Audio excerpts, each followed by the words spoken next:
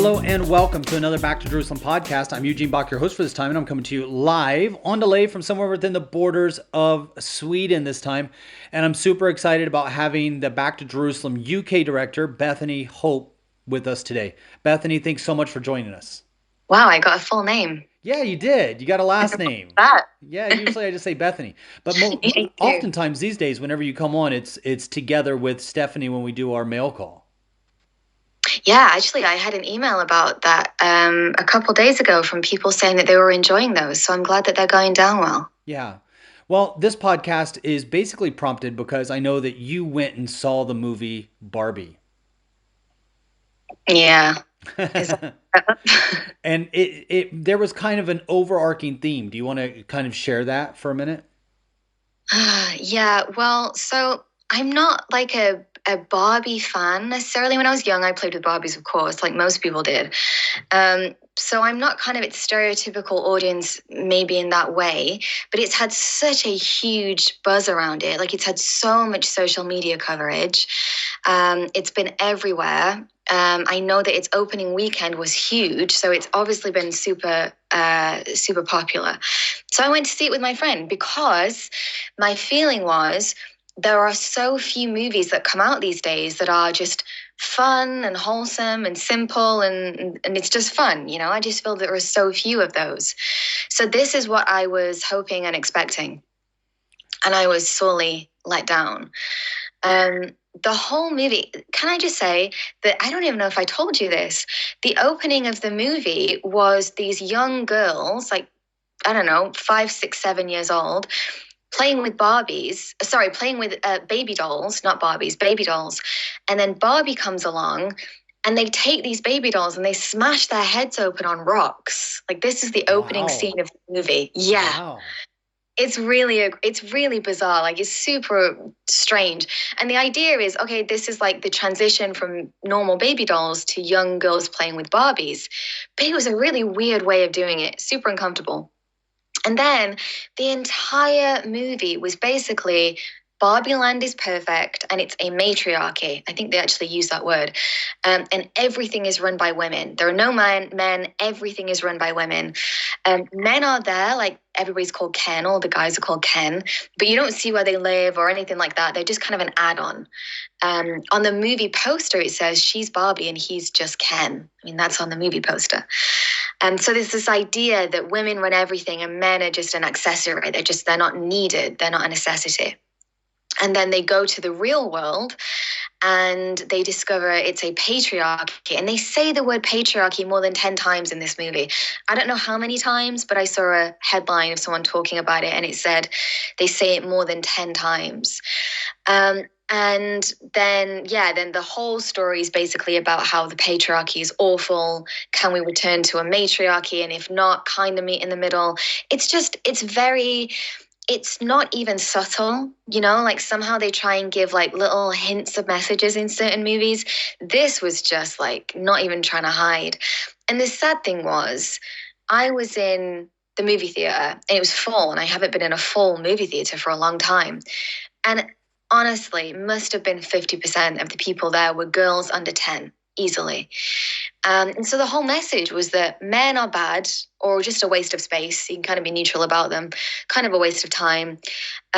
You need to strive to be something extraordinary as a little girl, and being pretty is actually a really bad thing. And so that was the message of the movie. I was very angry. I was very upset, very frustrated. That's my Yeah, feelings. I mean, I think that this is kind of a movie of the times. I think that this movie would not have gone over well 10 years ago or 20 years ago.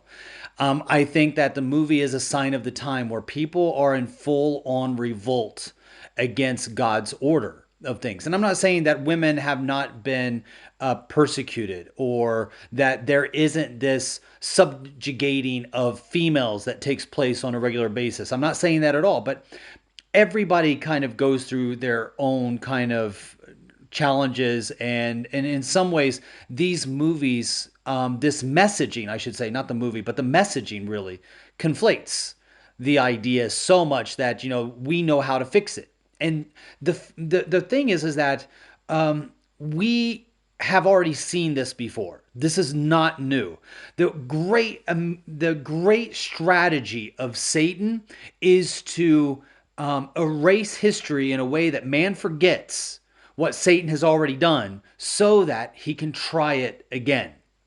And if we look at the in order to understand kind of the feminist movement behind Barbie, the idea of them talking about a patriarchy, them talking about underprivileged females in a patriarchy, or powerful privileged males subjugating women. There's so many things that you and I together could find throughout the entire world where women are being taken advantage of. They are being used. There are disadvantages that they have in different systems.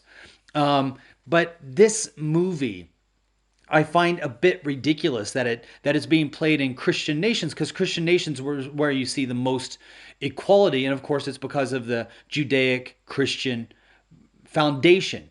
This movie would not really even begin to go over in China or in Saudi Arabia or in Nepal or India or Tibet, nations that practice Buddhism, practice Islam, practice Hinduism, practice atheism.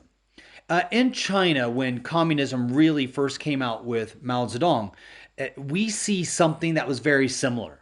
Very, very similar. What Mao Zedong did and the Communist Party of China did, that I see a lot of this when I heard you talking about Barbie and I heard you talking about the movie, and I looked it up a little bit and read a little bit. I immediately went back to China in the 1950s. How Mao Zedong came with all these promises that women are underprivileged, they're being subjugated by the male patriarchy, that women hold up, and he honestly said, women hold up half the sky, they are equal, and he tried to bring about equality to men, male and female equality, and tried to remove all. He said that all gender identification tags were socially and culturally created, so that gender was not real, which is what we're hearing today. Exactly the same message that we're hearing today, that gender is not real. And yet, a matriarchy is better than a patriarchy. Gender's not real, gender's made up. You can, if you identify as a woman, you can be a woman until you are a woman and you want to be out of the male patriarchy. So it's But not just that, but everything that we consider to be what makes a female, which in itself is controversial today, but has not in its factual state moved at all or shifted. All of those things that make you feminine, that make you a woman, that of course not all women fall into in equal measure. All those things were demonized in the movie, and like that's what? what I found so sad. Like what? It's hard for me to say it without like going into plot lines, but like there's just this part where, and it sounds silly and it sounds stupid, but it's not. It's actually, it's such a strong message where, Barbie has to pick between the Barbie world, and they hold up like this pink, shiny, high-heeled shoe, or the real world. And it's this ugly, sorry for anyone that wears Birkenstocks, actually, but it's an ugly sandal in the other hand. And like she's got to choose, and she wants the pink Barbie shoe, and the fairy that's holding them, or whatever, is like, no, you need to go to the real world. And the ending of the movie shows her like walking. She's wearing this ugly brown jacket, and she's wearing these like ugly sandals, and basically everything Barbie about her has been stripped away. Now, I know that there are people that will say that thinking about your appearance, you shouldn't encourage young girls to think about how they look because it's vanity. Okay, that's fine. I have a problem when people start to demonize the idea of all these young girls I was with in the movie theater. There were so many of them that are dressed up for Barbie. They were wearing pink dresses. This is coming from me. You know me. Like, I'm not this person. I'm not a pink dress wearer. This is not me. I've But never to seen you wear pink in my life, and no. I rarely see you wear dresses. Yeah, until recently, but that's not for any particular reason.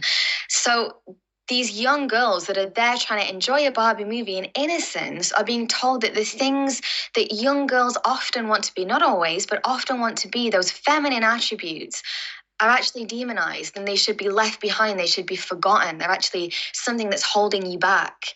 And I just felt that that was such a sad message to send to these girls. Yeah, it is because I mean, how do you feel about women and identity with beauty? Are the two synonymous, or do you feel that it's culturally imposed? When you say identity with beauty, what do you mean? Like Want to be so beautiful? if you and I dress up for church, we're going to take two completely separate roads, right? I'm going to probably put on something very simple. I'll wash my face, shave, brush my hair, and then walk out the door. I'm assuming that you'll take a few more steps than me. I'm assuming that you will also Yeah. put on clothes, you will also wash your face, you will also brush your hair, but maybe brushing your hair is going to look different than mine. Maybe brushing or washing my face is the end of my procedure with my face. I'm assuming that that's not the case with you. Should I be offended by that? I don't know. I'm kidding. I'm kidding. I'm joking. No, I think the answer is probably not cut and dry, right? There's some women that really don't consider their appearance. They just don't find it important for them, and they're more than happy with that. And I'm okay with that. I just have a real problem when you demonize the other half of women. I think that's my issue. Okay, I'm not going to get too much into theology, but I do believe that women were created last for a purpose. I believe that all of creation was finished. God created everything, and she was the pinnacle of his creation. In so many ways, she was this beautiful thing, and there's a reason why I think so many women are happy when they feel beautiful. I mean, your friends will tell you, "Wow, you look really beautiful, Bethany. Your hair looks really nice," or I really love your shoes. At no time will any male friend of mine come and tell me, "Wow, you look really handsome today, Eugene. Like, I really love your hair. Where did you get your shoes?" That doesn't cross. Is that cultural? I don't know. I tend to believe that it's the way that God created us. Me too.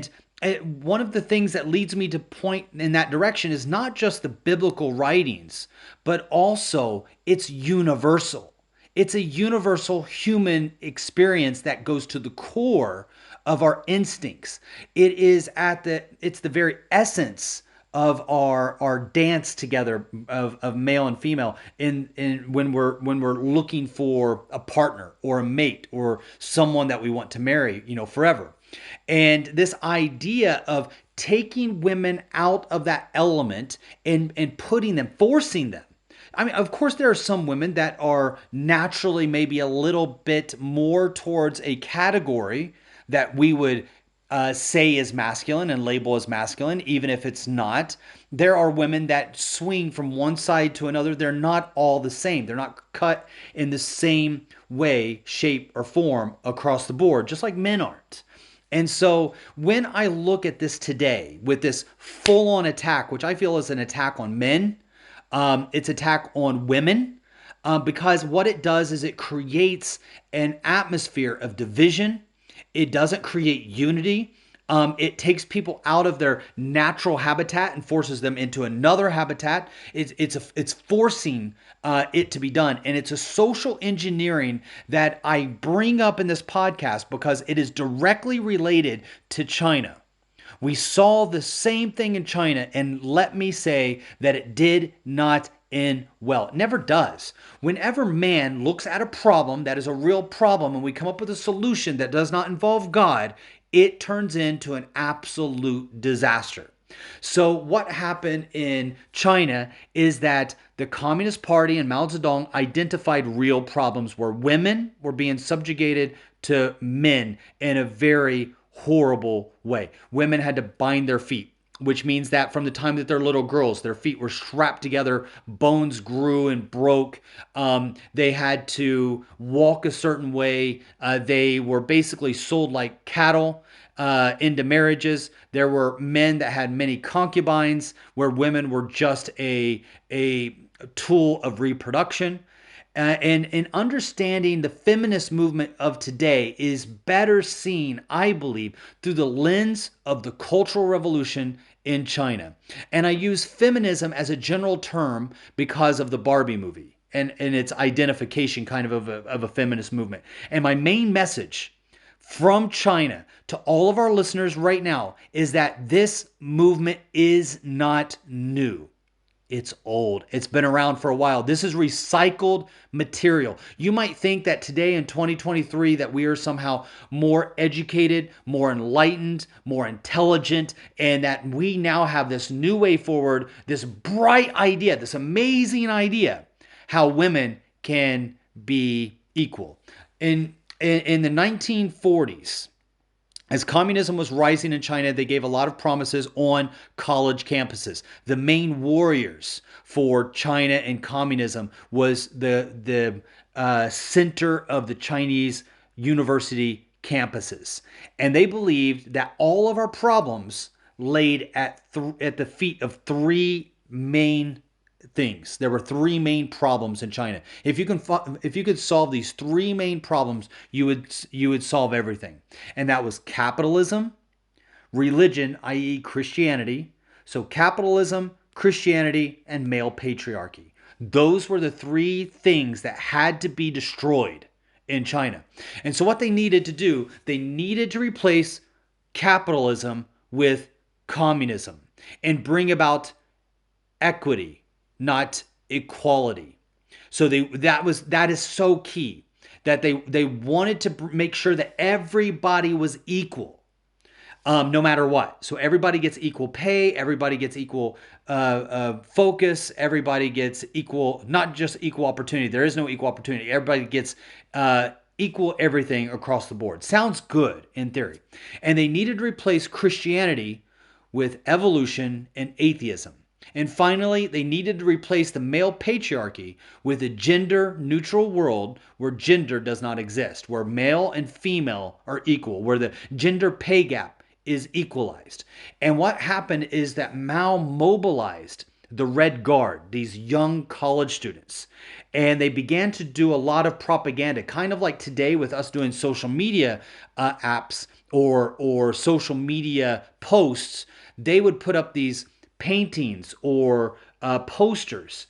And they had these certain posters that were called the Iron Girls posters, where militia members that were traditionally male roles, that were fighters, were now women. And they were women performing hard labor, farming, fighting, carrying weapons, going to war.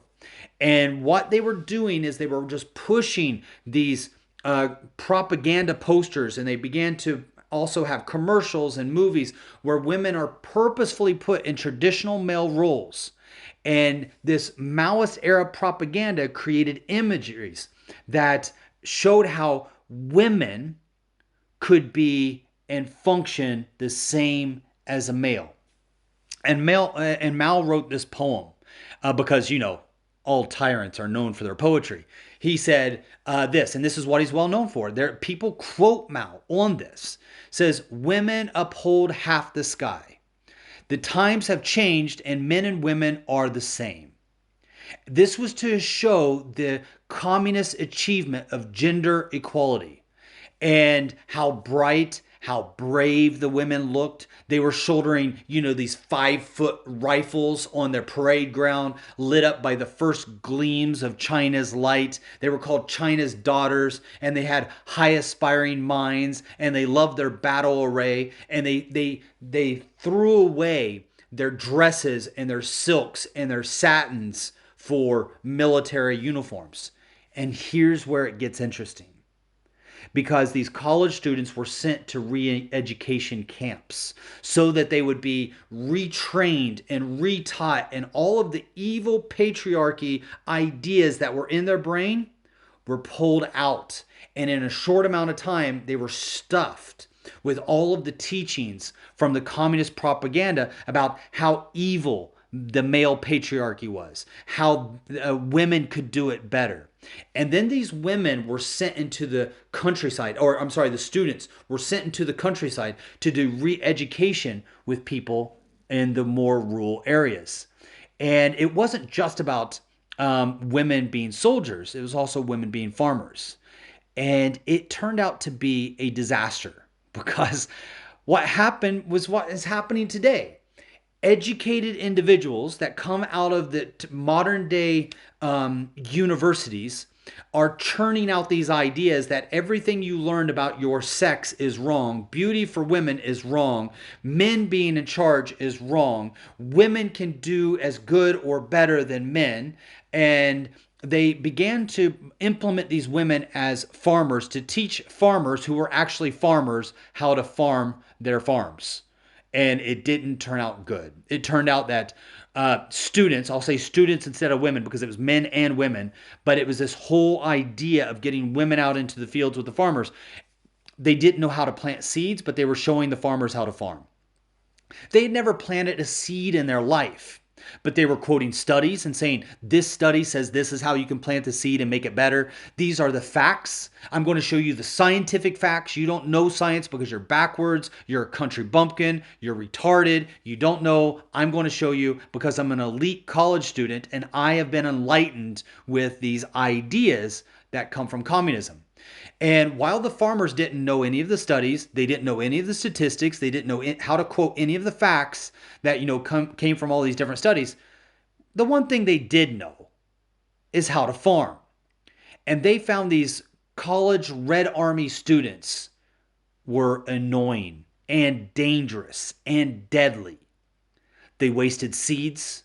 They didn't know how to use farming tools and equipment because it turned out that to actually use them and implement farming looks a lot different than it does in the classroom learning the theory of it. And the students became enraged when when their ideology was questioned by those who actually knew how to farm. And they would say, "Yeah, but what study are you studying? What statistic?" And people would be like, "Well, I've been doing it this way for years, and this is what I've saw." "Oh, well, correlation is not causation." And they would just point to all these facts and studies. And what study are you pointing to when you say that you should plant on this day and harvest on this day? And this is just one of the ideas. I want to read just one of the ideas that Mao taught that became super dangerous, which is where he educated people to believe that birds were dangerous. And the reason I'm doing this is because when he taught that the male patriarchy was dangerous, we can go on and on about the difference in what he made in male patriarchy and how he brought equality to women and men, which he didn't. But it wasn't just that. It was many different aspects. It was farming. It was religion. It was, in this case, wildlife or animal husbandry. Mao believed that the students were educated. He taught them to believe that birds were dangerous and they caused diseases, and that farms would do much better if they could get rid of birds. And in 1958, Mao Zedong declared a war on birds, and the students went out to the countryside and began to wage this war against birds, believing that they carried diseases, they ate too much food, they took away food from the mouths of people, and they were a general nuisance. But there was one specific bird that Mao hated more than others, and it was the sparrow. And Mao Zedong hated this bird so much. We see the story of Herod the Great killing all the babies, to get to the baby Jesus. Mao deputized the entire nation in the same way to hunt for birds and kill them in the hopes of eradicating the sparrow. Sparrows were shot out of the air. They were hit with rocks. The same way that he sent propaganda to the streets about women, he did the same with birds. Their nests were smashed. Their eggs were broken. Their chicks were killed. Children helped in the effort by going together with their parents hunting with slingshots. In a coordinated attempt to scare the sparrows from descending on the air, the whole town marched into the countryside, banging drums and setting off fireworks and using their pots and pans as gongs and banging them to scare the birds, so that the birds would fly around and get so tired that they would fall down from the sky from exhaustion and be easier to kill. And in fact, they started to even cut down trees so the sparrows wouldn't even have a home in the trees to live in. And this was extremely effective. In just one day, when this campaign kicked off in Shanghai alone, it was reported that 194,432 sparrows were killed. This is like a billion sparrows in just 3 years. And this was one of the things that led to the largest man made disaster that mankind has ever experienced, with tens of millions of people dying. And the solution that Mao came up with, and this is my point for bringing all this up, is that the solution that Mao came up with went in direct conflict to God's teaching. Because in Matthew chapter 10, verse 29, Jesus uses the sparrow as an example of his love. That even though the sparrow has a very little value to man, Jesus says that God cares for them and not even one of them falls to the ground without the Father knowing. It points out in the Bible several times the value of men and women. Genesis chapter 1, men and women being made in his image. How do we find equality? By finding the identity of who we are in Christ. And gender identity is an essential part of the war front, or I feel that it's an essential part of the war front inside of China. And it sounds like you felt that this was a war front in society as well, with the movie that you watched with Barbie. Well, I think even if we talk about missions, right? Like if we think about the mission field, if we think about back to Jerusalem, even, I think that our organization is made richer by our female members and our male members. I mean, they bring something entirely different. Men bring something that women cannot, and women bring something that men cannot. And if you took all the women off the mission field, you would create a huge loss for the mission field. And if you took all the men off the mission field, equally, you would have a huge loss. There is a reason that we work together so well, because it is in our design. There is a balance. You and I often talk about like a yin and a yang that sometimes you can find when it comes to working with people on the mission field, or wherever you're working in society, even, that there is a balance between men and women. And once you remove one of those, or you downplay one of those, I mean, I'm talking about the damage that I felt was done to girls in this movie. But if there was a boy that went to see the Barbie movie, my goodness, he would come out feeling worthless. It's so damaging on every front, because both are so equally needed and valued. And there is a balance that comes working together, where women are women and men are men. And as they are fully embracing those identities, I think that they are the most productive. Yeah, I'm reminded of just walking into a grocery store. Not everybody can be the butcher, because who's going to, work the produce aisle? Who's going to stock the potatoes and the onions and the veggies and the fruits? Who's going to run the cash register? Who's going to stock the shelves? I mean, everybody has a different job, a different identity that they do in the store. And even if we look at the new publishing arm of Back to Jerusalem with Underground Publishing House, it's something that you and I do together. You bring elements that I am incapable of bringing to the level that you do. Can I do what you do? Yes, but I'm inferior to the giftings that you have. Just in the same way that I bring certain things to the table that are in my wheelhouse. They're things that I have been blessed with, that I feel are what I can contribute to this company, to this ministry, to this mission. And that when you and I put those together, they actually have a symbiotic relationship that relies on each other and complements one another, right? Yeah, and I mean, like we've said before, I'm in my personality can be a little bit masculine sometimes.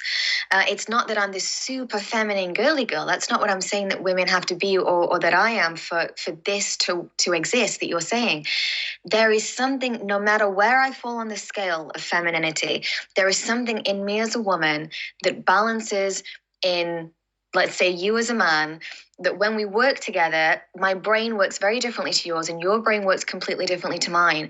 And I think for us to pretend that that is not in the design of God, the way that he creates men and women in partnership and marriages, yes, but also working together, whether it be in the church or the mission field, whatever that looks like, to demean one of those, to put one above the other, or to neglect those God-given attributes, I think is robbing productivity and yeah, anything positive, really. I really think that by trying to create this image that women are men and men are women are to make them weaker. When a woman becomes a man, I believe her superwoman cape is actually taken from her. That she's not as powerful as she is as a woman. Because if she goes toe to toe with guys in a place where guys can be more gifted, there's going to be a very difficult time for her to be able to show her value and her worth. What the Bible does is it shows that everybody has equal value, but their jobs and their roles are not the same. Though Yeah. just because they're not the same doesn't mean that they're not of equal value. And that's where the world really messes up. And when the world sees the difference in the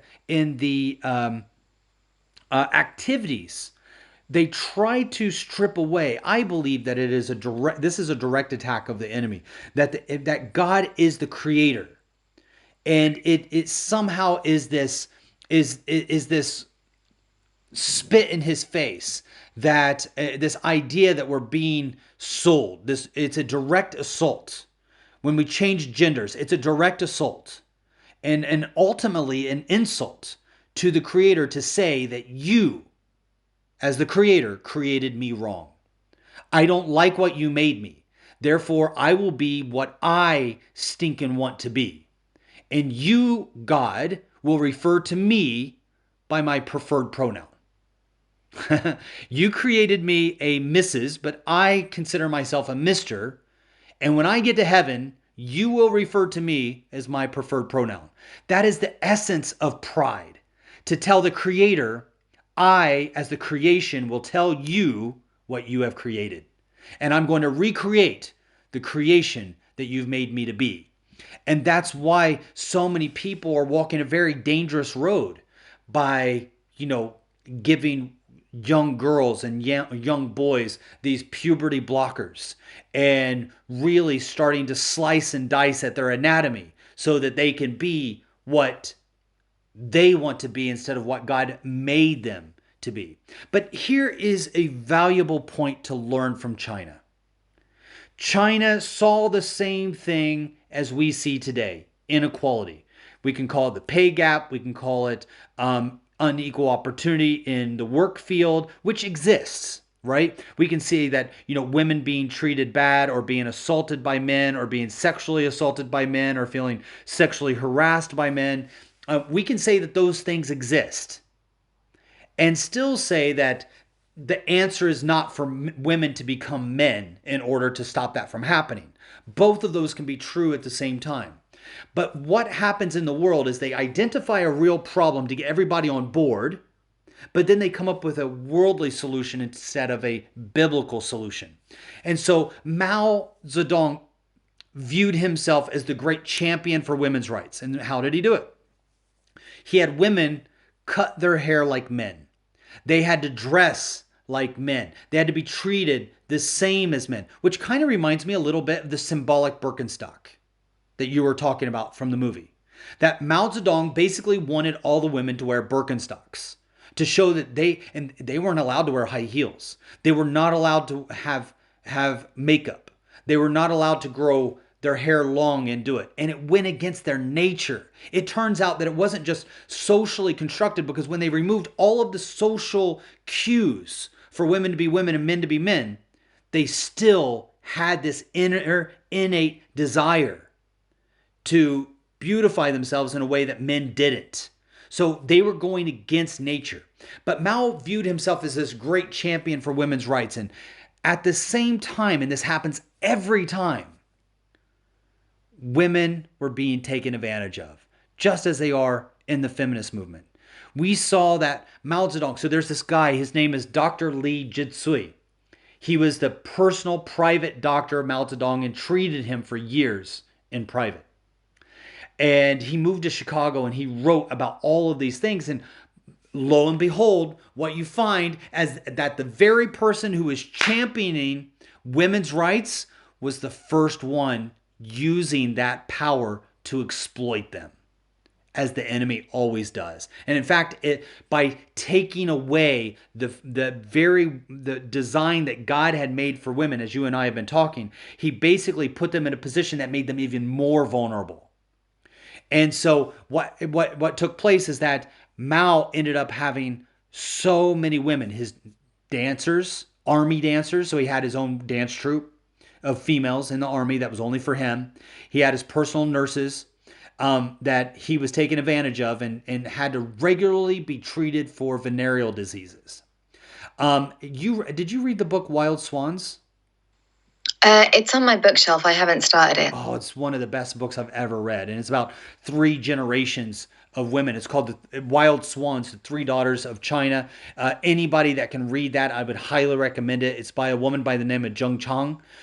She is phenomenal. She's a phenomenal writer, and she wrote that everyone had to wear the same uniform, men and women alike.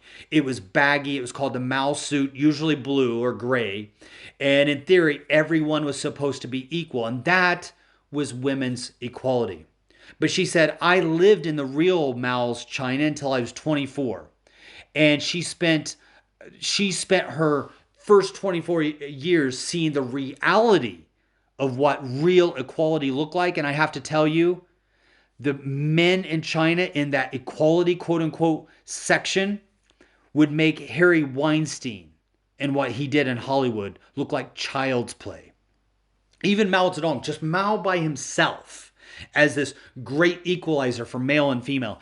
He used to host weekly dances in his palace where he had this specific ballroom where women would come in and dance in this all these different clothing, which was illegal in China. Dancing was banned in China. Women dancing was considered to be a form of action by the bourgeoisie, and it was criminal activity. The doctor said, I walked into the huge spring of Lotus Chamber with Mao. This is Dr. Lee writing about his experiences. And he said, he was immediately surrounded by a dozen attractive young women who flirted with him and begged him to dance with them. A band was playing foxtrot, waltzes, and tangos, and Mao danced with each of the young girls in turn. His dancing style was a slow, ponderous walk. After each dance, his partner would sit with him and chat, only to be replaced by a new one only a few minutes later. After their dances, he would then take them all together, sometimes at once, to his bedroom. He was accused of acting like the emperors of China of old with 3,000 concubines. In 1962, he had a sloping bed that was placed in his room next to the ballroom, where after the dance, Mao would use this with the women that he chose, and he would take them all in together, usually three at a time or more, into his room. And it was many of those women had to please Mao Zedong, and they were convinced that this would be the happiest that they would ever be in their entire life. And some of the lovers that he took into that room were as young as 14 years old, where he just preyed on them. This is the result whenever we follow the enemy's design. And China is a screaming example. We don't have to, today in the West, we do not have to take China's road. China is an example for us to learn. The world does not have the answers for gender equality. The world does not have the answers for the freedom of women. The world does not have the answers of how to break the chains that bind women today under the thumbs of those that would prey on them. We can find gender equality realized with God. Without God, we always come to the opposite results. That's my feeling. And Barbie doesn't really solve any problems. It actually leads us down a road that is a greater problem than what we have now. What say you? Yeah, I actually was talking to somebody about this yesterday, who had also been to see Barbie, and I was trying to explain to him why I felt the way that I did about it, because he just didn't feel that it was that bad. And he said, the problem is that you are holding a secular movie up to a godly standard. And I said, but that line of thought leads you to a very dangerous road. Because if you start thinking like that, you know what? Why are we talking about this? Barbie is a secular movie. Why would we expect anything better?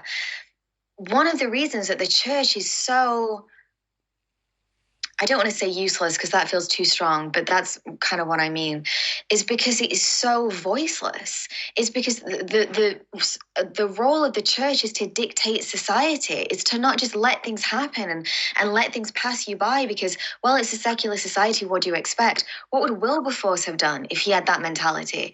I really believe that as believers, that in the church, we have to stand up for what's right and what's wrong and not just say, you know what, the world will do what it does because it's secular. Yes, the world will do what it does. Yes, the world is fallen. And yes, sin exists. But we are not supposed to idly sit by and say nothing. Yeah, In Barbie yeah, is how no, I. did you tell him to stop mansplaining? No, I did.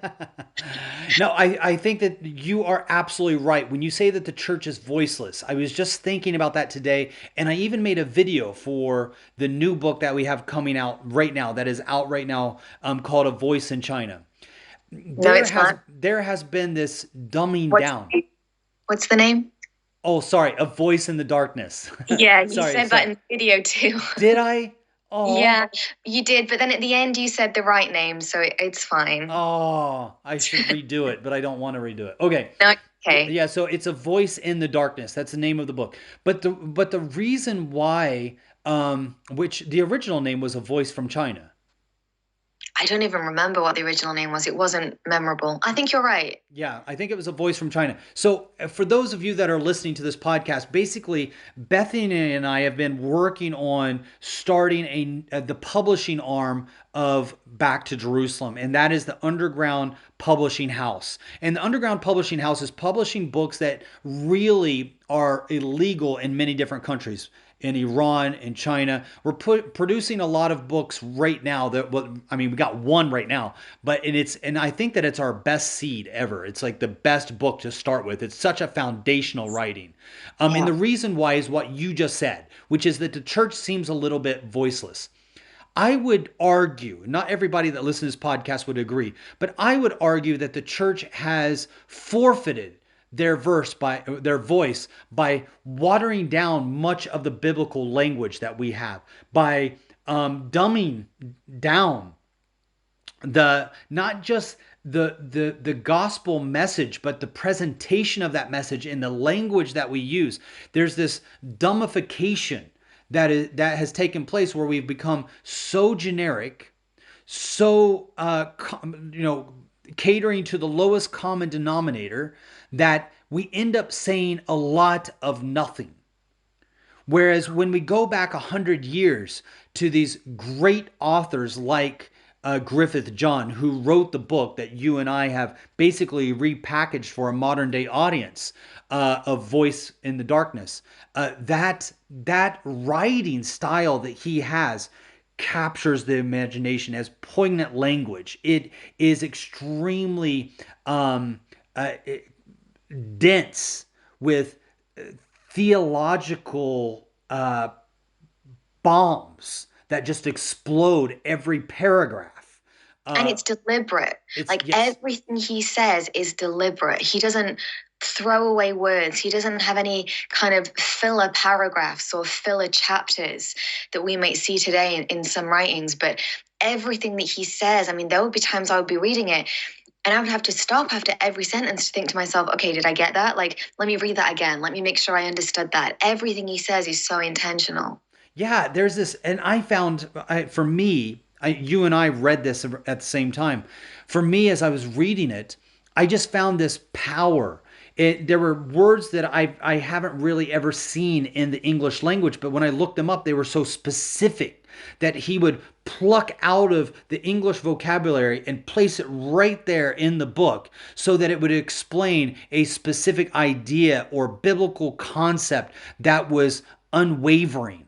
And it was done in such a beautiful way that it felt like you were watching an artist paint a canvas, a masterpiece where images were created out of words, concepts, ideas, worlds even were created out of his words that allowed you to see God in a different way, in a fresh way, in a way that creates answers to problems instead of additional problems to your problems, which is, I think, not just the world's solution, is to use more problems to create to answer a problem. But I think in so many instances where the church tries to placate the world, where they try to cater to today's society, they end up becoming voiceless.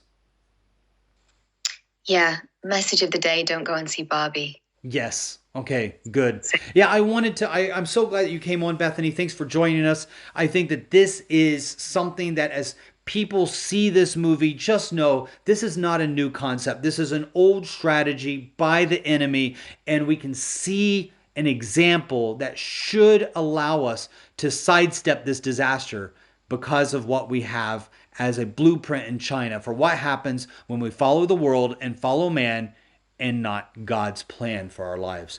Thank you so much for joining us for another Back to Jerusalem podcast. Again, I'm Eugene Bach, your host for this time, coming to you live on delay from somewhere within the borders of Sweden. God bless.